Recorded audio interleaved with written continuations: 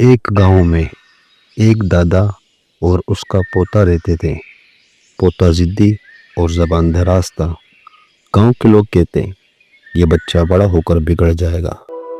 दादा हर बात पर अपनी लाठी जमीन पर मारते और कहते, बेटा, लाठी कमजोर हो तो टूट जाती है और इंसान कमजोर हो तो किरदार टूट जाता है।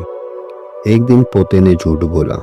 दादा ने लाठी उसके हाथ में दे दी और कहा, आज से ये लाठी तुम रखो, लेकिन याद रखना, सच छोड़ा तो ये लाठी तुम्हें खुद चुभती रहेगी।